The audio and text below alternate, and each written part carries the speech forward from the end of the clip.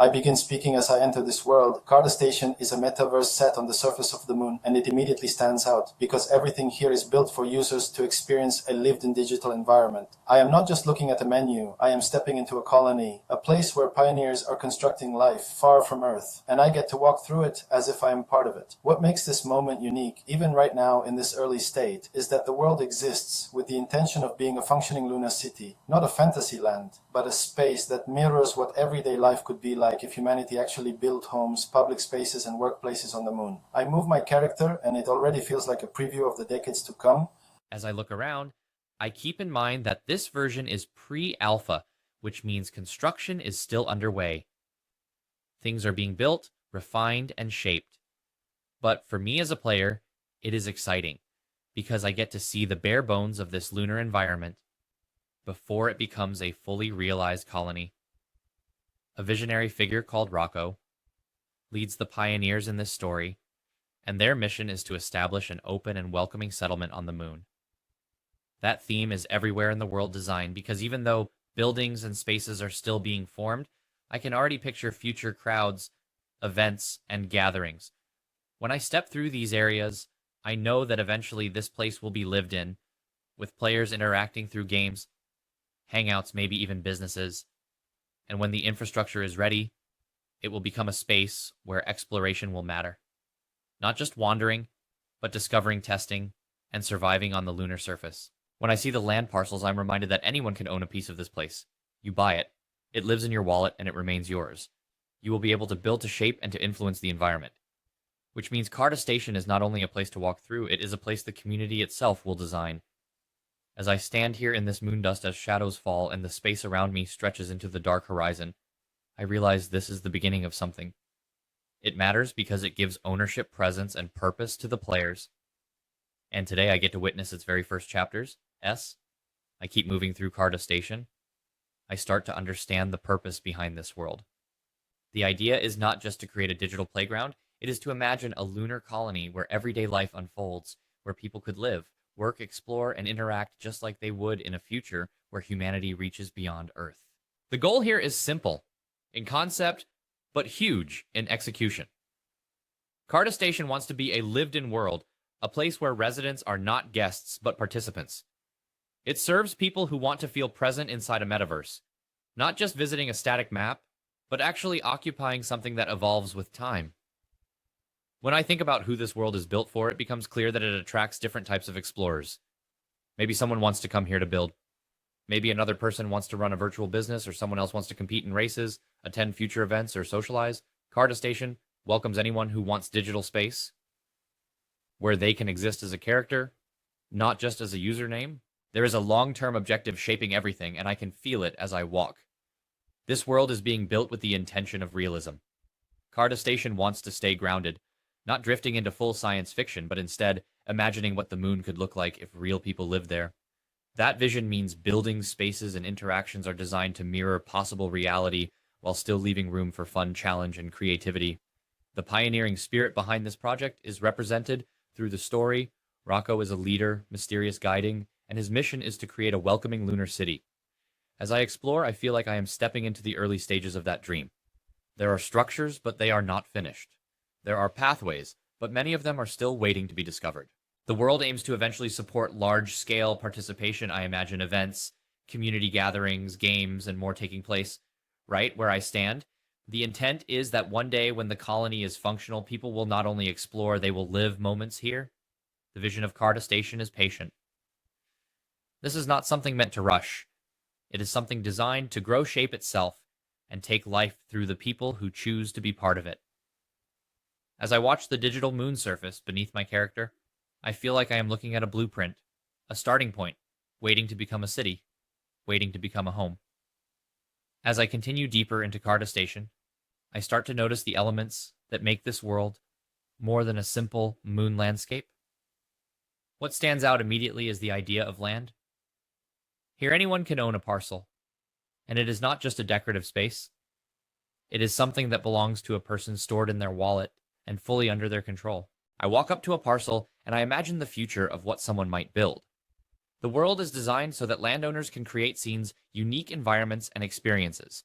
People wandering through Carta Station will one day see buildings interact with them and participate in whatever the owner chooses to design. I picture players offering items visible inside the world or placing a simple mini-game where others pay an entrance fee to join. Everything here feels like it can grow, expand, and evolve piece by piece. Then, I shift my attention to the avatar I'm using.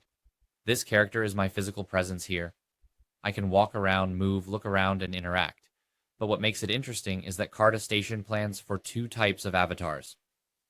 One for indoor environments and one for outdoor lunar exploration. When I step inside a structure, I will look different, and when I roam outside, I become someone equipped to survive the moon. Inventory adds another layer. Items I equip provide effects, and I hold them the way I would hold real belongings. They are linked directly to my wallet, meaning when I pick something up, it becomes part of my identity in this place.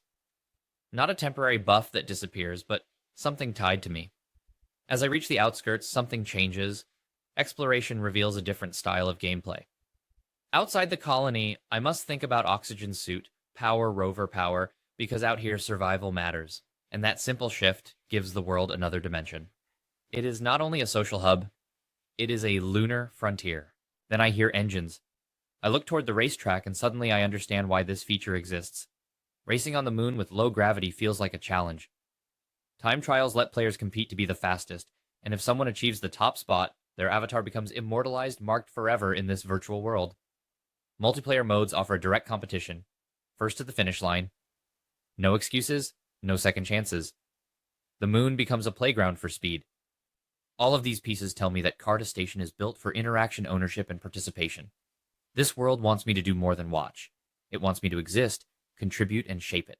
As I stand inside this lunar environment, I begin to notice something that sets Carta Station apart from most virtual worlds. Everything that defines who I am here. Everything I might build, own, or hold is tied to the Cardano blockchain. When I look at a piece of land, it is not simply a visual asset. It is something that exists in a wallet and belongs to a person no matter where they log in from. Cardano is the foundation that allows property in this world to be real in a digital sense. If I own a land parcel, it does not disappear. It does not depend on a server staying active. It is mine, because the chain recognizes it. The wallet connection becomes my key, granting me proof that I have a place inside this metaverse.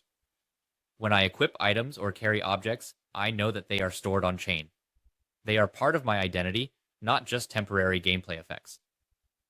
Every one of these pieces is something I can access, trade, or continue using because blockchain ties them to me. As I think about how this feels from a player perspective, I realize it changes the relationship between a user and a game.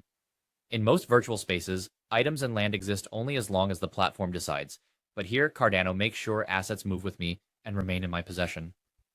When I connect my wallet, I am not logging in to unlock permission, I am claiming what is already mine.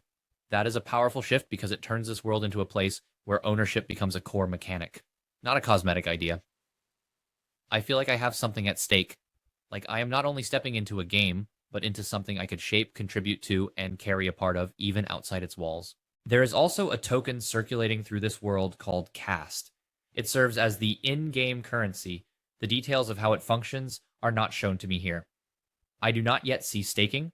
I do not see tokenomics or systems deciding how it is distributed, but I know it exists and that it connects to Cardano, representing value participation and exchange. While I look across the moon, I remind myself that none of this is complete yet, and many layers of blockchain interaction are still waiting to be revealed. But even now, the fact that this world is built on Cardano allows it to promise something unusual.